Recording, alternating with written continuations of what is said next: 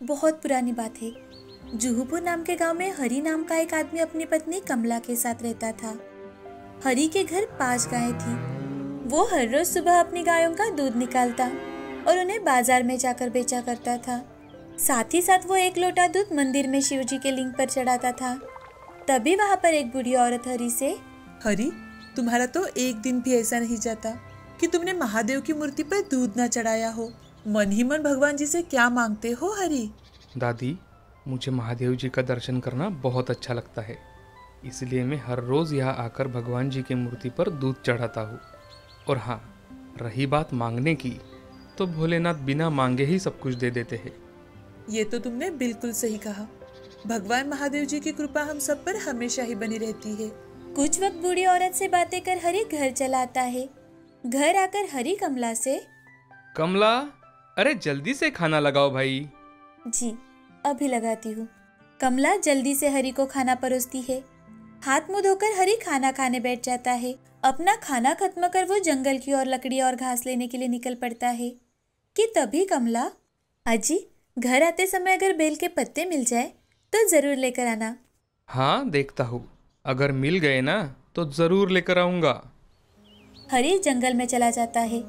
थोड़ी ही देर में वो सूखी लकड़ियां इकट्ठा कर लेता है और फिर उन्हें बांधकर अपने सिर पर ले लेता है। थोड़ी दूरी पर जाने पर उसे ताजी लहराती घास दिखाई देती है, तो वो उसे भी काट कर अपने साथ ले लेता है। और घर लौटते समय उसे बेल का पेड़ भी दिखाई देता है। हरी अपने साथ थोड़े से बेल के पत्ते भी ले लेता है और घर की ओर चला जाता है। घर आकर हरी कमला से, कमला, ये लो तुम्हारे बेलपत्र। अरे वाह, ये तो बहुत अच्छी बात है कि आपको जंगल में बेलपत्र मिल गए। अब कल सुबह मैं इन्हें भगवान जी के चरणों पर चढ़ाऊंगी। हाँ, कल मंदिर जाकर महादेव जी को बेलपत्र जरूर चढ़ा देना, लेकिन पहले मुझे एक कप चाय तो दो। जी, अभी बना देती हूँ। चाय बनाने के लिए कमला रसोई में चली जाती है। उस रात बहुत ज्यादा बारिश होती है। कमला और हरी बाहर निकल कर देखते हैं तो सभी और पानी ही पानी भरा हुआ था। तो ये देख कमला हरी से, देखिए तो कितनी तेज बारिश हो रही है। मुझे तो लगता है कि ये बारिश का पानी अब तो घर में ही आ जाएगा।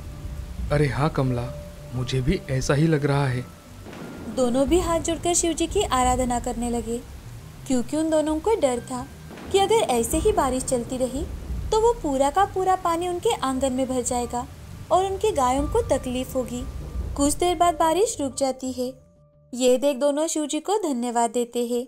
अब अगली सुबह हरी हर रोज की तरह गाय का दूध निकालता है, लेकिन तेज बारिश के कारण वो बाजार नहीं जा पाता और ना ही कोई ग्राहक हरी के घर दूध लेने के लिए आता है। तो ये देख हरी, कमला, आज दूध तो पूरा वैसे के वैसे ही है। अब हम इतने दूध का क्या करेंगे? मैं सोच रहा हूँ कि मंदिर में जाकर अभिषेक कराता हूँ। मैं सोच रही थी कि आप हर रोज 1 कलश दूध का अभिषेक शिव जी को करते हैं, तो क्यों ना बचे हुए दूध से हम प्रसाद बना ले और फिर मंदिर में जाकर आप उसे बांट देना। अब दोनों मिलकर दूध से प्रसाद बनाने लगते हैं कि तभी फिर से तेज बारिश शुरू हो जाती है। बारिश को देखकर कमला का दिल बैठ जाता है, क्योंकि बारिश का पानी आंगन के साथ साथ घर में भी घुसना शुरू हो चुका था। यह हरी ने थोड़ी ही देर पहले बारिश का अंदाजा लेते हुए गायों की रस्सी छोड़कर उन्हें ऊपरी भाग में खड़ा कर दिया था। घर में आता पानी देख कमला तो प्रसाद बनाते बनाते ही भगवान जी का नाम लेने लगी, और हरी, वो तो महादेव जी की मूर्ति के पास बैठकर ही उनकी प्रार्थना कर रहा था कि तभी उनके द्वार पर एक सिद्ध बाबा आकर, अलख निरंजन, माई कुछ खाने को दो, बहुत भूख लगी है। सिद्ध बाबा की बातें सुनकर हरी पानी में ही दरवाजे तक आकर उनसे, आइए बाबा, यहाँ बहुत सारा पानी भरा हुआ है, तो आप अंदर आकर बैठिए। ठीक है बेटा। सिद्ध बाबा घर में आकर पलंग पर बैठ जाते हैं और यहाँ हरी कमला को आवाज लगाते हुए, कमला, बाबा जी को खाना लेकर आओ। जी। कमला महादेव जी के सामने थोड़ा प्रसाद रख बाबा जी को खाना परोसती है। तो हरी, बाबा, बारिश की वजह से घर में पानी भर गया है, तो आप ऊपर बैठकर ही खाना खाइए। अच्छा बेटा, ठीक है। सिद्ध बाबा अपना खाना शुरू करते हैं। प्रसाद का एक निवाला खाते ही उनका मन तृप्त हो जाता है कि तभी वहां तेज रोशनी फैल जाती है।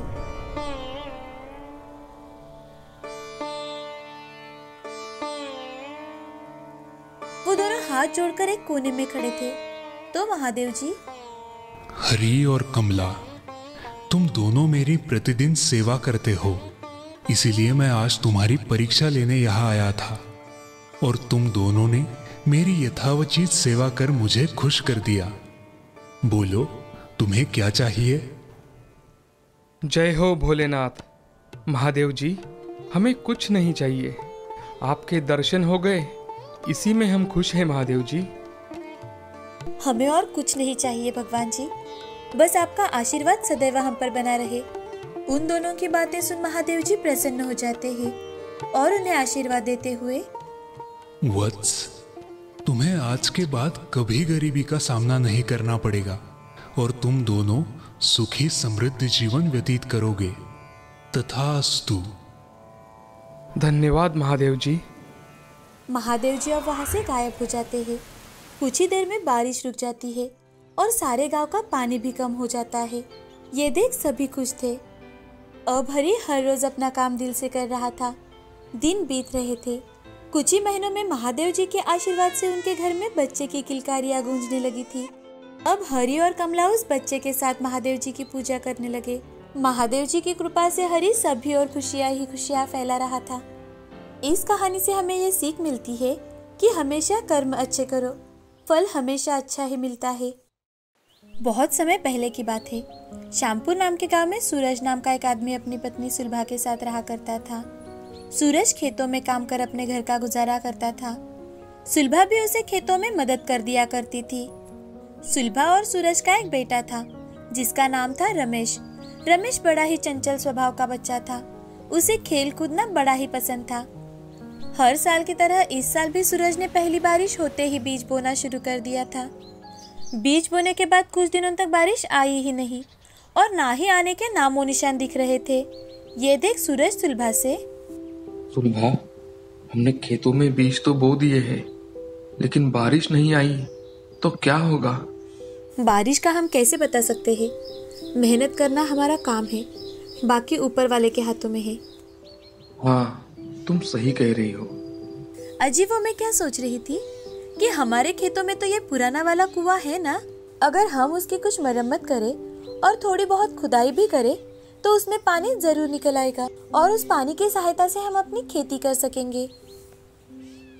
सुलभा, विचार तो तुम्हारा बहुत अच्छा है, लेकिन कुएं की मरम्मत करने के लिए हमें बहुत सारे पैसे लगेंगे और हमारे पास फिलहाल ज्यादा पैसे नहीं है। आप सही कह रहे हैं, लेकिन एक बार कोशिश करने में हर्ज ही क्या है? सुलभा, उस पुराने कुएं में पानी है भी या नहीं हमें कुछ नहीं पता। अगर हम ऐसे ही उसकी मरम्मत कर ले और उसकी खुदाई कर ले तो हमारे सारे पैसे बर्बाद हो जाएंगे। मैं क्या सोच रही हूँ, जब तक बारिश नहीं होती तब तक तो हमारे पास बहुत ज्यादा समय है, क्योंकि हमारे पास कोई काम भी नहीं है। तो क्यों ना हम दोनों मिलकर ही उस कुएं का काम कर लेते हैं। जितना हो सके उतना ही करेंगे। ठीक है, तुम कह रही हो तो कल से हम काम करना शुरू कर देते हैं। ऐसा कह दोनों घर लौट जाते हैं। अगले दिन जल्दी से सभी काम कर सुलभा और सूरज दोनों खेतों में आ जाते हैं। सभी और सूखा पड़ने की वजह से कहीं पर भी पानी की आशा नहीं थी, लेकिन सूरज और सुलभा दोनों एक बार कोशिश करना चाहते थे और इसीलिए दोनों मिलकर कुएं के ऊपर रखी लकड़ियां हटाने लगे। जैसे ही लकड़ियां उन्होंने हटा दी और अंदर झांककर देखा तो कुआं पूरी तरह से कचरे से भरा हुआ था। अंदर पानी के बजाय कचरा भरा हुआ था। तो ये देख सूरज सुलभा से, मैंने कहा था ना तुमसे कि इस कुएं में पानी है भी या नहीं हमें कुछ नहीं पता। अब कई साल बीत चुके हैं, ये कुआं कोई इस्तेमाल नहीं कर रहा, तो इसमें पानी कहाँ से होगा? उसकी हम मरम्मत करवाएंगे, थोड़ी खुदाई करेंगे, फिर कुछ ना कुछ होगा ना। अगर खुदाई के बाद भी पानी नहीं आया तो जब भी बारिश होगी तब तो इसमें पानी आएगा।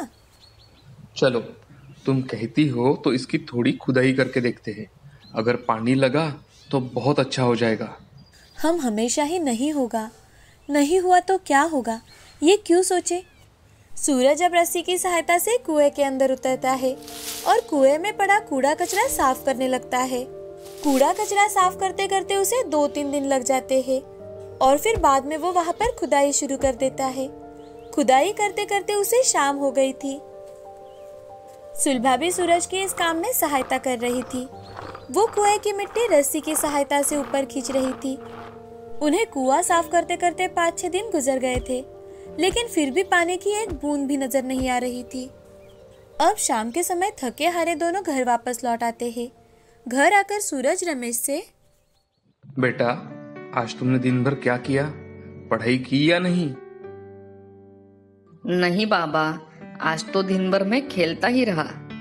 रमेश पढ़ाई करने के लिए बैठ जाता है कि तभी सुलभा सूरज से, आज तो मैं बहुत ज्यादा थक गई हूँ। चलिए खाना बन गया है, जल्दी से खाना खाकर सो जाते हैं। हाँ चलो। सभी खाना खाकर सो जाते हैं। अगले दिन सुबह दोनों खेतों में नई उम्मीद के साथ जाते हैं।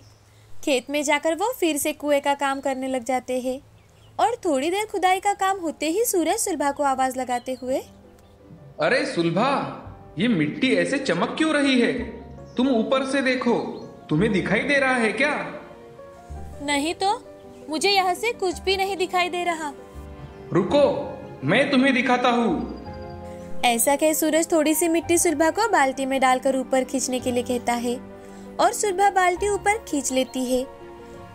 वो मिट्टी देख सुलभा, सूरज जी, आपने बिल्कुल सही कहा। इस मिट्टी में तो कुछ चमकता हुआ नजर आ रहा है। क्या हो सकता है ये? मुझे नहीं पता, मगर चमक को देखकर जैसे सोना लग रहा है। सोना?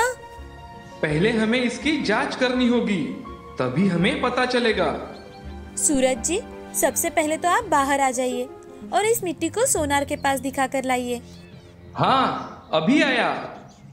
सूरज जल्दी से कुएं से बाहर आ जाता है।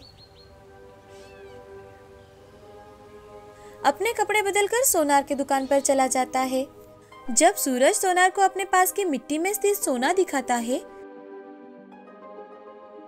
तो सोनार की आंखें चमक उठती है और सोनार सब कुछ समझ जाता है कि वो सोना उसे जमीन से मिला है।